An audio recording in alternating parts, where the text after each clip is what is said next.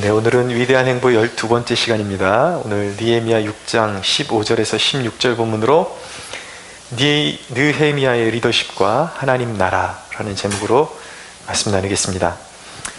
느헤미야의 위대한 역사는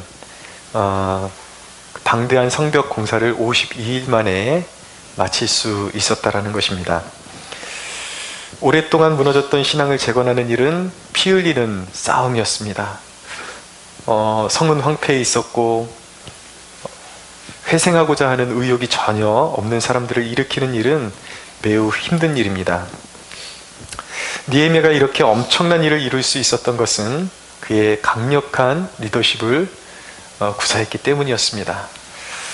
우리는 우리 스스로를 생각할 때에 내가 무슨 리더냐, 나하고 리더십하고 무슨 상관이 있느냐, 학교 다닐 때에 반장도 한번 해본 적 없는데, 저는 그랬거든요. 반장도 한번 해본 적이 없는데 내가 무슨 리더냐. 리더십과 나의 성품이나 기질과 전혀 관계가 없는 것 같이 느껴져서 이런 리더십에 대한 설교를 들으면 이것은 나하고 별로 맞지 않는 것 같다라고 오해할 수가 있습니다. 그러나 여러분, 예수님은 우리를 일컬어서 빛과 소금이라고 말씀하셨습니다. 빛과 세상에 빛이 된다라는 거, 소금이 된다라는 거, 빛은 어둠을 밝히는 것이고 소금은 부패를 방지하는 것이죠. 그것은 세상의 기준이 된다라는 이야기와 동일한 것입니다. 그래서 빛과 소금이 된다라는 이 표현에는 우리 모든 그리스도인들이 세상의 리더의 위치에 있다라는 것을 분명히 밝히고 있는 것입니다. 그런 의미에서 모든 그리스도인들, 저와 여러분 모두가 이 땅과 그리고 여러분들의 가정과 교회의 영적인 리더로 부름받았음을 우리가 믿어야 하는 것입니다. 오늘 느헤미야의 그 강력한 리더십의 모습들을 우리가 좀 살펴보기를 원하는데, 느헤미야가 어떻게 이렇게 강력한 리더십을 구사해서 하나님께 쓰임받고 정말 성벽을 52일 만에 수축하게 되고 이스라엘의 영적인 부흥을 다시 가져오는 주인공으로 쓰임받을 수가 있었는지, 그의 리더십의 면모에 대해서 우리가 좀 살펴보려고 합니다. 느헤미야의 강력한 리더십은 첫째로 분명한 소명의식으로 나타났습니다. 리더는 방향과 목적의식에 붙들린 사람입니다. 리더는 많은 재능이 아닌 그의 의식에서부터 비롯된 결과인 것입니다. 그러니까 재능이 있는 사람이 리더가 되는 게 아니에요. 그의 마음과 의식에 무엇이 자리 잡고 있느냐, 의식이 있는 사람, 특별한 의식이 있는 사람이 리더의 역할을 감당하게 되는 것입니다.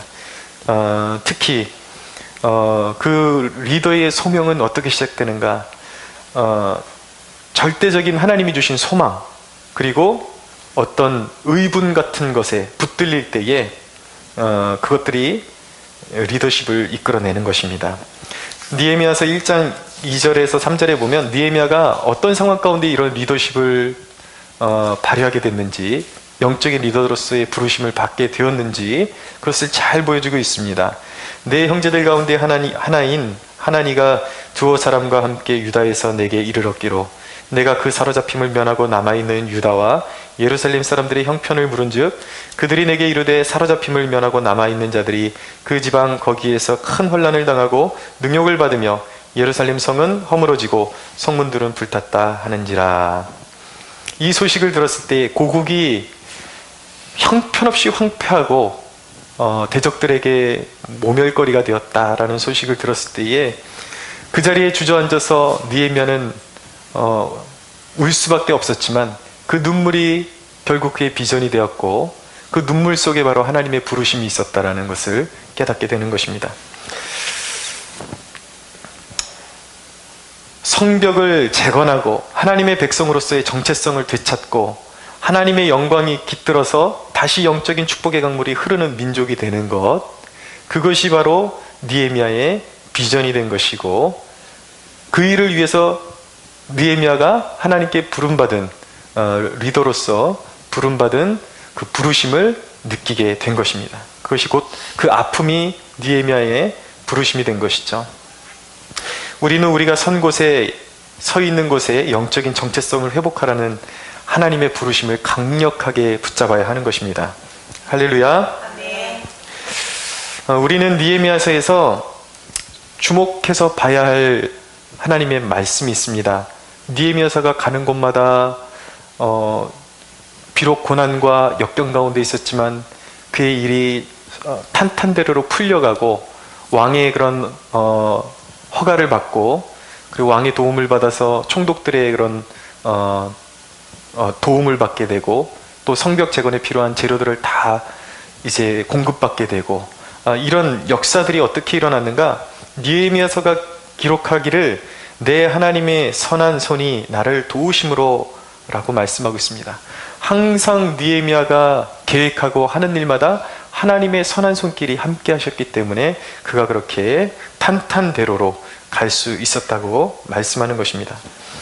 우리에게도 이와 같은 하나님의 능력이 필요합니다. 하나님이 절대적으로 우리와 함께 해 주셔야 우리가 가는 길에 형통함을 우리가 맛보게 되는 것입니다. 근데 느헤미야가 성벽을 재건하는 이 사명은 고통을 수반하는 어려운 일이었습니다. 많은 어려움이 있었습니다. 많은 도전이 있었습니다. 그러나 그 가운데서도 그가 모든 역경을 이기고 그가 하고자 하는 그 사명을 완수할 수 있었던 이유는 하나님이 절대적으로 그와 함께 하셨기 때문이었습니다.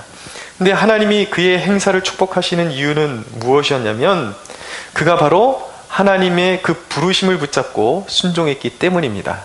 고국의 아픔을 보여주시면서 하나님이 너는 그 고국의 잃어버린 영적인 지위를 회복하는 성벽을 재건하는 그 일에 너의 삶을 드려라 라는 그 부르심에 하나님의 부르심에 순종했기 때문에 하나님의 손길이 늘 느헤미야와 함께하면서 그를 붙들고 도와주셨던 것이었습니다. 빌립보서 4장 9절은 말씀합니다. 너희는 내게 배우고 받고 듣고 본 바를 행하라. 그리하면 평강의 하나님이 너희와 함께 계시리라. 아멘. 어떤 사람에게 하나님이 함께 계시다고요? 바울의 교훈을 듣고 보고 그대로 행한 사람들에게 하나님이 평강으로 함께 하시며 그들의 행사를 돌보아 주신다라는 것입니다. 그러니까 말씀을 듣고 배웠으면 그대로 적용하셔야 돼요. 순종하셔야 돼요. 그래야 하나님께서 여러분들이 가시는 길을 그대로 하나님이 앞서가시며 붙들어 주시고 여러분들이 하고자 하는 일에 하나님께서 후원자가 되어주시고 디딤목이 되어주시고 형통케 하시는 역사가 일어나는 것입니다. 여러분의 행동 하나하나에 그분의 부르심을 붙잡으십시오. 무엇을 하든지 직장에서나 가정에서나 교회에서나 무엇을 하든지 나의 정욕을 쫓지 마시고 갈등이 생길 때에 내가 이 상황 가운데 내가 보여야 할 행동은 무엇인가라는 갈등이 생겼을 때에 무엇을 선택할 것인가? 하나님은 분명히 말씀하세요. 너의 부르심을 붙잡으라는 거예요. 이기심이나 정욕이나 그것이 아니라 때로는 내 마음대로 안 될 때 다 뒤집어 엎어버리고 싶고 뛰쳐나가고 싶고 모든 것을 버리고 싶을 때에 너의 정욕대로 하지 말고 너의 판단대로 하지 말고 너의 부르심이 무엇인지를 생각하고 부르심을 따라 행동하라는 것입니다. 부르심을 붙잡으면 내가 이 자리에 왜 있지? 내가 이 자리에 서 있는 이유가 무엇이지? 그것을 생각하고 부르심을 붙들면 내가 무엇을 해야 할지 어떻게 행동을 처신해야 될지 하나님께서 알 수 있도록 지혜를 주심을 믿으십시오. 그러면 그 가운데 나의 정욕, 나의 마음대로 하고자 하는 정욕을 벗어버리고 하나님의 부르심을 붙잡으면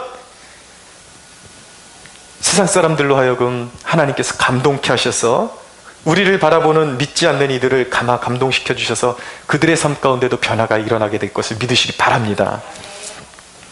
자, 느헤미야의 강력한 리더십은 분명한 소명의식으로 나타났습니다. 두 번째, 유혹을 물리치는 모습으로 리더십이 나타났습니다. 느헤미야는 비전을 받은 동시에 숱한 도전들에 맞서야 했습니다. 예루살렘이 재건되면 이방인들이 이권을 빼앗기기 때문에 호론 사람 산발락과 암몬 사람 도비아 같은 인물들의 도전을 받을 수밖에 없었습니다.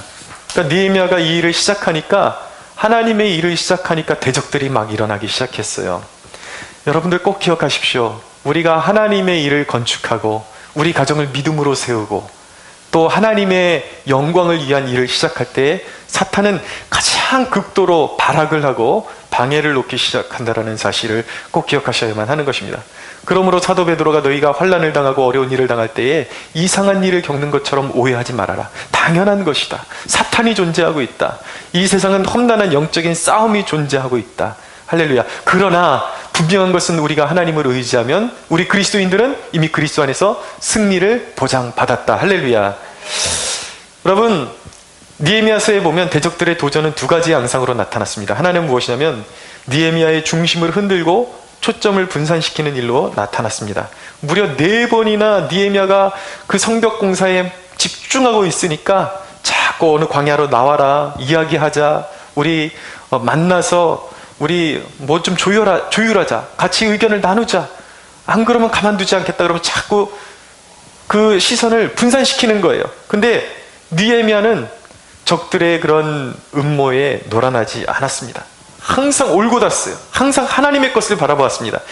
느헤미야는 그들의 그런 분산시키는 그런 일들에 대해서 어떻게 반응을 했는가? 내가 곧 그들에게 사자들을 보내어 이르기를 내가 이제 큰 역사를 하니 내려가지 못하겠노라. 어찌하여 역사를 중지하게 하고 너희에게로 내려가겠느냐? 라고 말하면서 그들의 그런 제의를 단호하게 거절하는 모습을 보이고 있습니다. 내 삶에는 산발락과 도비야, 게셈과 같은 인물이 없다고 생각하는 일은 큰 오산입니다.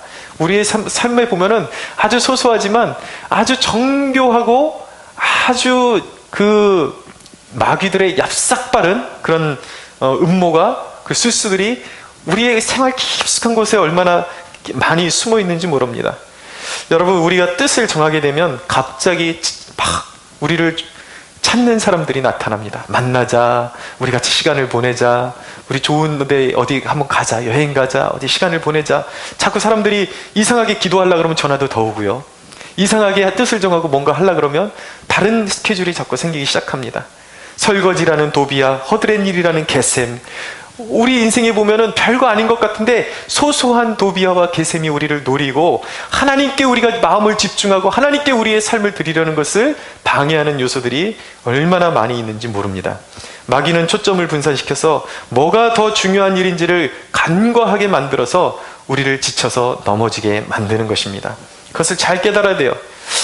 제가 어떤 대학 교수의 강의를 이렇게 접하게 되면서 아주 깊은 영적인 그런 통찰을 얻게 됐습니다. 어떤 교수가 학생들을 가르치기 위해서 인생의 중요한 우선순위를 가르치기 위해서, 물론 세상적인 개념이지만 그것을 제가 좀 응용하려고 하는 것이죠. 자, 학생들 앞에서 수조를 하나 이렇게 투명한 수조를 갖다 놓습니다. 그러면서 이곳에 큰 돌과 자갈과 그리고 모래와 물이 있는데 가장 많이 이 수조에 이것들을 골고루 수용하려고 그러면 어떤 것들부터 집어넣어야 가장 많은 용량을 채울 수 있겠는가 학생들한테 질문을 하면서 하나씩 이제 채워 넣습니다. 맨 먼저 수조 안에 큰 돌들을 먼저 집어넣습니다. 보니까 학생들이 보기에는 꽉 차 보이는 거예요. 그러니까 교수가 묻습니다. 꽉 찼습니까? 그랬더니 학생들이 네, 그러는 거죠. 더 이상 들어갈 곳이 없는 것 같습니다. 근데 그 사이사이에다가 이 교수가 자갈을 자꾸 집어넣습니다. 조그만 돌멩이들을 이렇게 굴려서 집어넣으니까 그것이 소복히 또 이렇게 쌓입니다. 학생들한테 또 질문합니다. 다 찼습니까?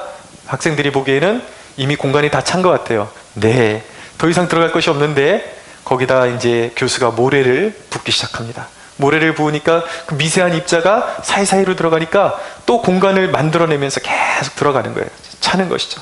어느 정도로 꽉 차고 나니까 이제는 진짜 들어갈 곳이 없는 것 같습니다. 이제 넘칠 것 같아요. 교수가 묻습니다. 이제는 정말 꽉 찼습니까?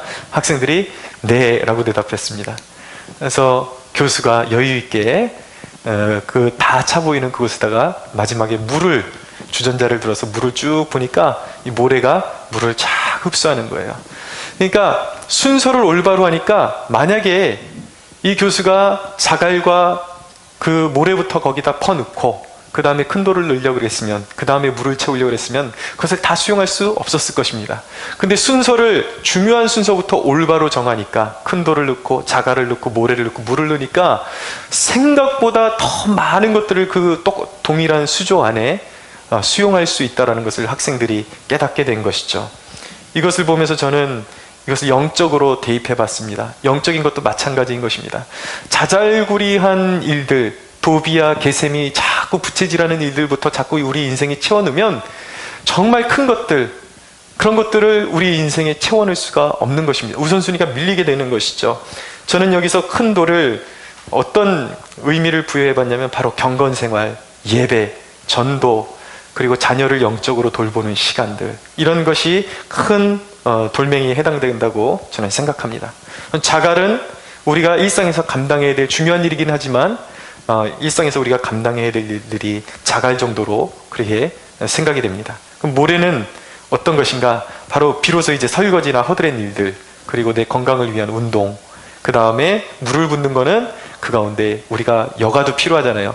여가 시간을 좀 보내는 것, 이렇게 채우다 보면 가장 중요한 순서대로 인생을 채우다 보면은 우리의 인생에 부족함이 없도록 필요한 일들이 다 채워지고 할 일을 감당할 수 있다는 것을 배우게 되는 것이죠. 근데 이 우선순위가 바뀌게 되면 사탄은 자꾸 모래가 더 중요하다, 자갈이 더 중요하다, 그래서 하나님을 경외하는 것들을 자꾸 빼버려 하나님의 일들을 우리 인생에 들어오지 못하게 만들어버리는 것입니다.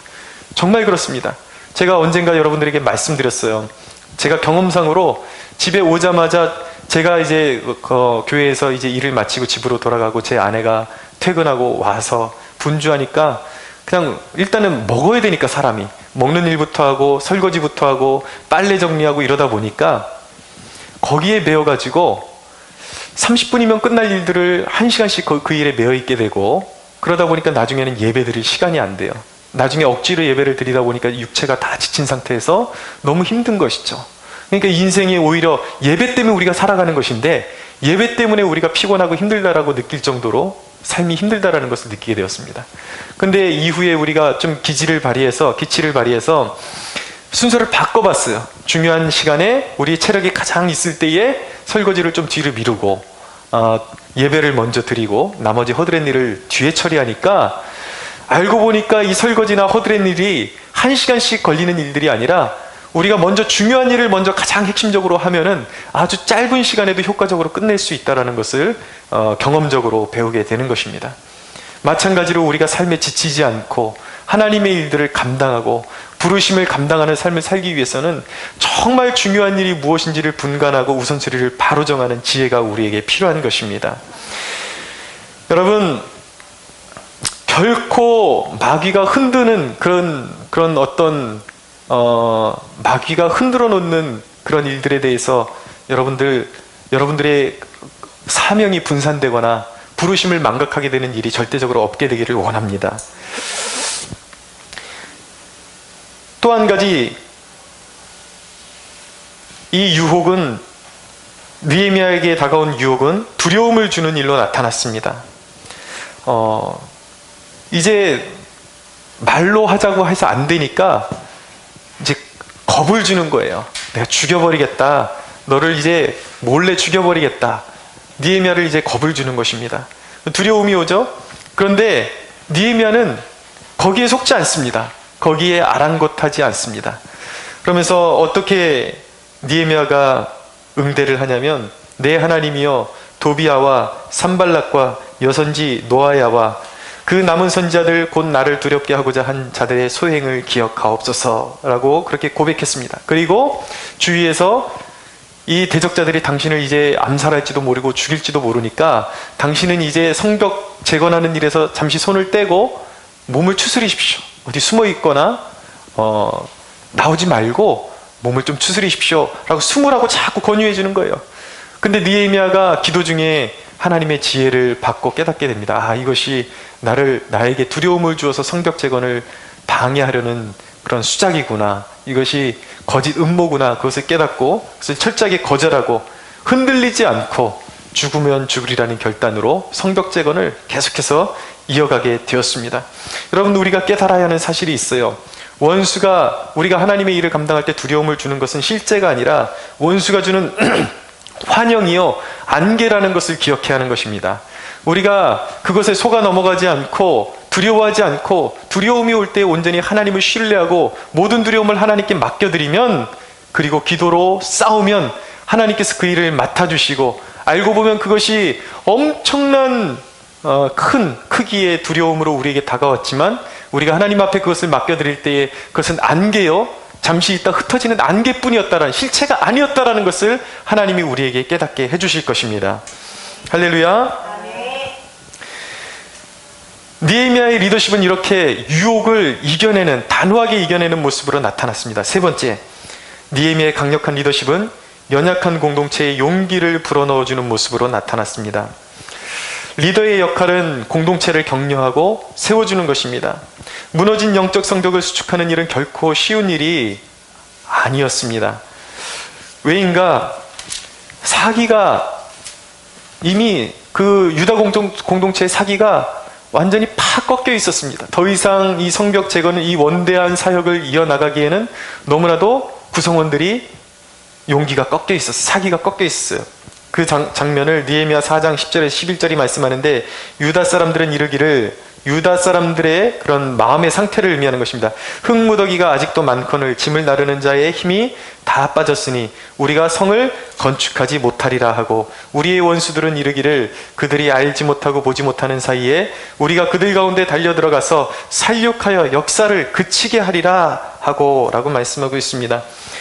이 함께 힘을 내서 하나님의 나라를, 무너진 하나님의 성벽을 같이 건축해야 할 구성원들이 이미 용기가 땅바닥에 떨어진 것입니다. 대적들이 죽이러 올까봐, 그리고 일이 너무나도 크게 보이는 거예요. 자기네들이 가지고 있는 힘보다 일이 너무나도 크고 감당해야 될 일이 너무 많으니까 엄두가 나지를 않는 것이죠. 그런데 이렇게 무기력하고 의욕상실, 두려움에 붙잡힌 이런 영적인 상태에 있었던 백성들에게 느헤미야는 그들을 격려합니다. 이렇게 격려합니다. 14절에 보면, 내가 돌아본 후에 일어나서 귀족들과 민장들과 남은 백성에게 말하기를, 너희는 그들을 두려워하지 말고 지극히 크시고 두려우신 주를 기억하고 너희 형제와 자녀와 아내와 집을 위하여 싸우라 하였느니라 라고 격려합니다. 두려워하지 말라. 하나님이 함께 하신다. 같이 싸우자. 우리는 할 수 있다. 격려하는 것입니다. 이것이 리더의 역할인 것입니다. 여러분, 언젠가 제가 주일 설교 말씀드리면서 섬김에는 큰 감화력이 있다라고 말씀드렸습니다. 그러나 여러분, 섬김 못지않게 격려해 주는 것, 격려도 그 못지않은 힘을 가지고 있다는 사실을 꼭 기억하십시오. 많은 사람들이 그리스도의 사랑에 녹아지는 이유가 무엇입니까? 그것은 그분이 십자가에서 죄인들을 위해서 보여주신 그 섬김의 모습과, 믿는 자들을, 그를 믿는다고 고백하기만 하면, 그를 믿기만 하면 죄악 투성이고 연약함 뿐이지만 우리를 정죄하지 않으시고 일으켜 세우시는 그분의 격려, 우리가 쓰러질 때마다 늘 할 수 있다, 할 수 있다, 사탄이 결코 너를 정죄할 수 없다, 내가 너를 도와줄 것이다, 두려워 말라, 나는 내 하나님이다, 놀라지 말라, 나는 내 구원자다라고 말씀하시는 그분의 격려가 있기 때문에 죄인들이 여전히 연약함에도 불구하고 쓰러지지 않고 다시 일어설 수 있는 힘을 얻게 되는 것입니다. 그렇기 때문에 격려하면 사람이 일어납니다. 마음이 소송됩니다. 할 수 있는 힘을 얻게 되는 것입니다. 그러므로 여러분, 영적인 리더가 해야 하는 일은 무엇입니까? 사람을 격려해 주는 것입니다. 여러분, 훌륭하게 자라난 인물들의 고백을 들어보면요, 일반 그 섭리 가운데도 그런 것이 나타나는 것을 볼 수가 있습니다. 그들이 어떻게 엇나가지 않고 훌륭하게 성장할 수 있었는가? 그 고백들을 들어보면 이 공통적인 게 무엇이냐면요, 이런 고백들을 하더라고요. 뭐냐면, 자기 자신도 엇나가고 싶을 때가 많았고 또 때로는 엇나갈 때가 있었지만, 그 육신의 아버지가 이렇게 관대한 아버지들을 만났던 거예요. 그래서 그들이 무언가 잘못할 때에 심하게 윽박지르지 않고, 무언가 하면은 수준이 그렇게 높지 않아도, 그렇게 어떤 성에 차지 않아도 노력만 했다면, 그리고 과정 가운데 정직했다면 아버지들이 그렇게 격려해 줬다는 것입니다. 그 정도면 됐어, 그 정도면 잘했어. 그렇게 늘 아들을 믿고, 그리고 한결같은 특징이 공부해라 닥달하지 않았다라는 거예요. 닥달하지 않고 어느 정도 성과를 올리면, 성과를 보여주면 충분하다, 과정이 중요하다 라고 그랬던, 강조했던 믿고 격려해 주었던 부모 밑에서 자라났던 그런 사람들이 성장에서도 나중에 뒤늦게 부모의 사랑을 깨닫고 부모의 그 격려에 힘입어서 훌륭하게 사회적으로도 잘 일어서고 성공하는 모습을 보이는 것을 보게 되는 것입니다. 사랑하는 여러분, 자녀들을 격려해 주십시오. 부족해도 연약해도 뭔가 하나 좀 잘하면 많이 격려해 주십시오. 그래서 지금 방황하고 있을지 모르겠지만 우리의 자녀들이 그 방황의 끝자락에 생각했을 때에 이런 생각이 들 수 있어야 하는 것입니다. 역시 나를 이해해 주시는 분은 부모님이구나 라는 생각이 들 때에 그것을 느끼기 시작하면 비록 우리가 기다리는데 시간이 오래 걸릴지는 몰라도 그들이 비로소 철이 들게 되고 부모의 기쁨이 되도록 노력하게 되어 있는 것입니다. 할렐루야. 네. 사람을 격려해 주는 것, 용기를 주는 것, 이것은 누구나 할 수 있는 거잖아요. 우리가 영적인 리더들로 마땅히 해야 되는 것이 사람을 격려하는 것입니다. 네 번째로 느헤미야의 강력한 리더십은 희생으로 나타났습니다. 느헤미야가 성벽 재건을 시작했을 때 백성들의 생활 형편이 말이 아니었습니다. 그들은 포로 생활을 하다가 폐허가 된 고국으로 돌아왔기 때문에 부가 어떤 일부의 특권층에게로 쏠려 있었던 것입니다. 이런 형편 속에서 신앙 공동체를 회복하려면 느헤미야는 한 가지를 결단해야만 했습니다. 그것이 무엇인가? 바로 희생이었습니다. 느헤미야 자신이 희생하는 것이었습니다. 그래서 느헤미야서 5장 14절에 19절에 보면 또한 유다 땅 총독으로 세움을 받은 때 곧 아닥사스다 왕 제20년부터 제32년까지 12년 동안은 나와 내 형제들이 총독의 녹을 먹지 아니하였느니라. 나보다 먼저 있었던 총독들은 백성에게서 양식과 포도주와 또 은 40세겔을 그들에게서 빼앗았고 또한 그들의 종자들도 백성을 압제하였으나 나는 하나님을 경외함으로 이같이 행하지 아니하고 도리어 이 성벽 공사에 힘을 다하며 땅을 사지 아니하였고 내 모든 종자들도 모여서 일을 하였으며 또 내 상에는 유다 사람들과 민장들 150명이 있고 그 외에도 우리 주위에 있는 이방 족속들 중에서 우리에게 나온 자들이 있었는데 매일 나를 위하여 소 한 마리와 살찐 양 6마리를 준비하여 닭도 많이 준비하고 열흘에 한 번씩은 각종 포도주를 갖추었나니 비록 이같이 하였을지라도 내가 총독의 녹을 요구하지 아니하였음은 이 백성의 부역이 중함이었더라. 내 하나님이여 내가 이 백성을 위하여 행한 모든 일을 기억하사 내게 은혜를 베푸시옵소서. 아멘. 수많은 시간 동안 무려 12년 동안 느헤미야는 고국의 그런 아픈 현실을 보고 총독의 녹을 받지 않았다라고 말씀하고 있습니다. 그리고 중한 노역에도 자신들은 빠지는 것이 아니라 자신들의 가솔까지 다 합세해가지고 함께 노역하게 하고 또 자기의 또 사비도 풀어서 또 백성들을 먹이는 그러한 리더십을 보였다라는 것입니다. 여러분, 사회를 무너뜨리는 원인, 가장 시급한 중요한 원인이 무엇입니까? 이기심이에요. 회사들을 보면 왜 회사들이 휘청거리고 이 사회와 이런 기업들이 자꾸 무너지고 휘청거리는가? 간부들은 자기들의 이익을 독식하기를 원하고 노동자들은 회사가 무너지건 말건 자기들만 무리하게 챙겨 먹기를 원하기 때문에 서로 조율이 안 돼요. 서로 자기네들이 이권을 가지고 그냥 자기들 배만 채우기를 원하니까 그 이기심에 붙들려서 희생이란 없고 자기 배만 채우기를 원하니까 사회가 흔들리고 공동체가 흔들리고 기업이 흔들리는 것입니다. 그러나 하나님의 나라는 그렇게 세워질 수 없다는 것을 꼭 기억해야 하는 것입니다. 하나님은 회복을 주시기 전에 우리 앞에 황폐하고 척박한 땅을 우리 앞에 두십니다. 그것은 우리에게 과제로 주시는 것입니다. 우리 교회가 어려운 것, 어려운 상황들이 있는 것, 가정에 어려운 상황들이 있는 것, 이것은 하나님께서 우리로 하여금 이 어려운 때를 어떻게 지날 것인가를 하나님께서 보고 계실 수 있다는 것을 기억해야 하는 것입니다. 여러분, 희생만이 메마르고 척박한 땅을 기름지게 할 수 있음을 기억해야 하는 것입니다. 하나님이 세상을 구원하실 수 있는 방법은 두 가지가 있었습니다. 첫째는 무엇이었냐면 공의대로 심판하시는 거예요. 그 사람들이 행한 대로 천국과 지옥을 나눠서 그냥 보내버리면 되는 것입니다. 근데 문제는 무엇인지 아십니까? 하나님이 공의대로 심판하셨다면, 그냥 하늘 보좌에 앉으셔서 심판주로서만 하나님께서 계셨다면 모든 인간은 단 한 사람도 예외 없이 다 지옥에 갈 수밖에 없는 것입니다. 왜냐하면 의인은 없나니 한 사람도 없기 때문이에요.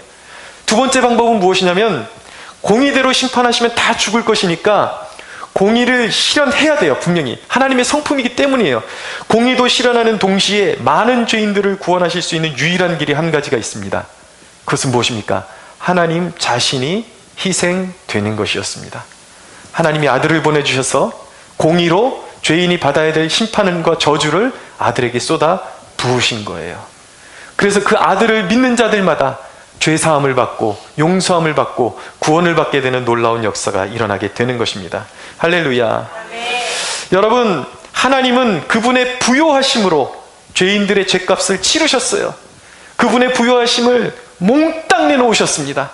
아들을 보내주셔서 우리가 죄값을 하나님이 치르셨다고 할 때에 그것은 값싼 대가가 아니었습니다. 하나님의 아들을 다 피 흘려서 하나님께서 그분의 그냥 재산이 아니라 하나님 아들의 피값을 몽땅 쏟아서 우리의 죄값을 치르신 거예요. 그렇기 때문에 그 주 예수를 바라는 자마다 구원에 이르게 되는 것입니다. 사랑하는 여러분, 예수님께서 모든 피를 쏟으시고 희생하셨기 때문에 많은 죄인들이 주께로 돌아올 수 있는 길이 열린 것처럼 우리의 무너진 가정, 교회를 세우는 방법은 단 한 가지인 것입니다. 리더가 깨어있는 사람들이, 하나님의 말씀을 들을 줄 아는 사람들이, 귀가 열린 사람들이 희생하는 거예요. 시간을 희생하고 물질을 희생하고 기도의 열정을 희생하고 이 희생을 통해서 하나님의 나라는 확장되어져 가는 것입니다. 아멘. 할렐루야. 아멘. 마지막입니다. 5번째, 느헤미야의 리더십은 흔들리지 않는 개혁 의지로 나타났습니다. 기독교가 말하는 개혁은 단지 새로운 것을 발견하는 것과는 거리가 있는 것입니다. 그것은 오히려 원래의 것을 찾는 것에 가깝습니다. 느헤미야는 백성들이 옛 이스라엘의 영적 부흥을 되찾기를 간절히 바랬습니다. 백성들의 마음에 말씀이 골수까지 미치고 백성 중에 하나님이 영화롭게 되며 하나님이 이 백성을 영원토록 복주시기를 간절히 소망했던 것이죠. 느헤미야 8장은 놀라운 말씀의 부흥을 다루고 있습니다. 여러분, 부흥은 피와 땀의 결과로 하나님께서 주시는 것입니다. 물론 하나님의 주권하에 있어요. 인간의 단순한 노력으로 부흥을 주시는 것이 아닙니다. 그럼에도 불구하고 성경이 증언하는 것은 하나님의 백성들이 그만큼 사모하고 그만큼 마음의 준비를 갖추고 하나님의 때를 기다리며 부르짖으며 기도하며 마음을 정비하고 교회를 정비할 때에 하나님께서는 하나님의 때에 그 공동체의 부흥을 주시는 것입니다. 여러분, 그러나 부흥의 그 순간적인 위력에도 불구하고 이스라엘 공동체의 학사 에스라가 수문학 광장에서 하나님의 말씀을 선포했을 때 놀라운 회개와 부흥이 일어났습니다. 그런데 그런 순간적인 부흥의 위력에도 불구하고 다시 찾아오는 안일함과 유혹 때문에 이스라엘의 부흥은 사양길로 접어들 수밖에 없었습니다. 그래서 다시 이스라엘 백성들이 다시 영적인 침체로 빠지는 위기를 겪어야만 했습니다. 그럴 때에 상황이 원점으로 돌아가는 것 같아요. 애쓰고 힘썼는데 결실이 없고 사람들이 도움이 되지를 않아요. 따라주지를 않아요. 원상태로 자꾸 돌아가려고 해요. 그때 느헤미야는 어떻게 했는가? 포기했는가? 절대 포기하지 않았습니다. 느헤미야는 사람들이 다시 죄악에 빠지고 다시 옛날 모습으로 돌아갈 때에 끝까지 개혁의 의지를 가지고 추진해 나갔습니다. 느헤미야 13장 4절에서 14절을 읽어드립니다. 이전에 우리 하나님의 전에 방을 맡은 제사장 엘리야십이 도비야와 연락이 있었으므로 도비야를 위하여 한 큰 방을 만들었으니 그 방은 원래 소재물과 유향과 그릇과 또 레위 사람들과 노래하는 자들과 문지기들에게 11조로 주는 곡물과 새 포도주와 기름과 또 제사장들에게 주는 거제물을 두는 곳이라. 그때에는 내가 예루살렘에 있지 아니하였느니라. 바벨론 왕 아닥사스다 32년에 내가 왕에게 나아갔다가 며칠 후에 왕에게 말미를 청하고 예루살렘에 이르렀어야 엘리야십이 도비야를 위하여 하나님의 전뜰에 방을 만든 악한 일을 안지라. 내가 심히 근심하여 도비야의 세간을 그 방 밖으로 다 내어던지고 명령하여 그 방을 정결하게 하고 하나님의 전에 그릇과 소재물과 유향을 다시 그리로 들여 놓았느니라. 내가 또 알아본즉 레위 사람들이 받을 몫을 주지 아니하였으므로 그 직무를 행하는 레위 사람들과 노래하는 자들이 각각 자기 밭으로 도망하였기로 내가 모든 민장들을 꾸짖어 이르기를 하나님의 전이 어찌하여 버림바 되었느냐 하고 곧 레위 사람을 불러 모아 다시 제자리에 세웠더니 이에 온 유다가 곡식과 새 포도주와 기름의 11조를 가져다가 곡간에 드림으로 내가 제사장 셀레마와 서기관 사독과 레위 사람 부다야를 창고지기로 삼고 mat다냐의 손자 삭불의 아들 하나를 버금으로 삼았나니 이는 그들이 충직한 자로 인정됨이라. 그 직분은 형제들에게 분배하는 일이었느니라. 내 하나님이여 이 일로 말미암아 나를 기억하옵소서.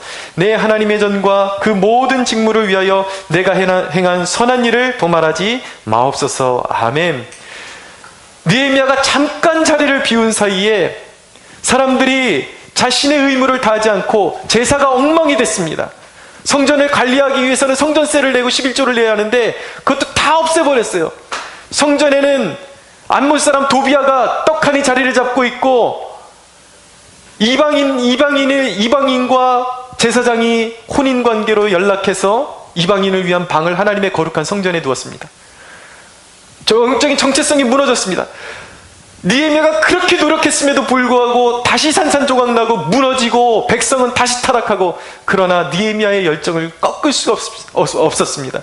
느헤미야는 돌아와서 이방인을 내어쫓고 성전을 재정비하고 레위 사람들을 모으고 다시 하나님을 향한 소망을 가질 수 있도록 사람들을 독려하고 예배를 회복시켰습니다. 느헤미야는 하나님 나라의 이상을 한순간도 잊지 않는 리더였습니다. 우리도 하나님을 섬기는 일에 우리의 이상을 낮추거나 잃어서는 안 될 것입니다. 여러분, 더디더라도 사람들이 안 따라주고 가정이 안 따라주고 주위의 환경이 안 따라줘요. 그래도 여러분, 이상을 높이 가지고 하나님께서 우리 가정을 이렇게 회복시켜 주시기를 원합니다. 우리 교회를 이렇게 회복시켜 주시기를 원합니다라는 높은 이상을 가지고 하나씩 하나씩 포기하지 않고 정복하는 리더가 되어야 할 줄로 믿습니다. 여호수아가 존재하는 한 이스라엘은 딴 길로 갈 수가 없었어요. 느헤미야가 존재하는 한 백성들은 딴 길로 갈 수가 없었습니다. 사랑하는 여러분, 하나님의 위대한 역사는 누군가 썩어지지 않으면 이룰 수 없는 일이에요. 느헤미야는 영적인 리더였지만 영적인 리더가 할 일은 바로 썩어지는 미랄이 되는 것입니다. 여러분, 누군가 순교의 희생물이 되지 않고는 이런 거룩한 역사를 이룰 수가 없는 것입니다. 지금 저와 여러분이 겪으며 견디고 있는 고난은 우리를 놀라운 영적 부흥의 씨앗으로 삼으셨기 때문에 겪는 일들임을 믿으십시오. 여러분은 미랄입니다. 할렐루야. 여러분, 우리 삶에 하나님의 통치가 임하며 영적 지위가 회복되어지며 우리의 땅은 기름져지며 열매를 다시 내게 되며 대적이 넘보지 못하는 의의 통치가 이루어지는 그날이 우리의 영적인 섬김을 통해서 우리의 굽히지 않는 영적인 리더십을 통해서 하나님의 나라와 하나님의 통치가 다시 회복될 것을 우리가 함께 믿을 수 있게 되기를 원합니다. 우리 함께 하나님께 영광의 박수 올려드리겠습니다.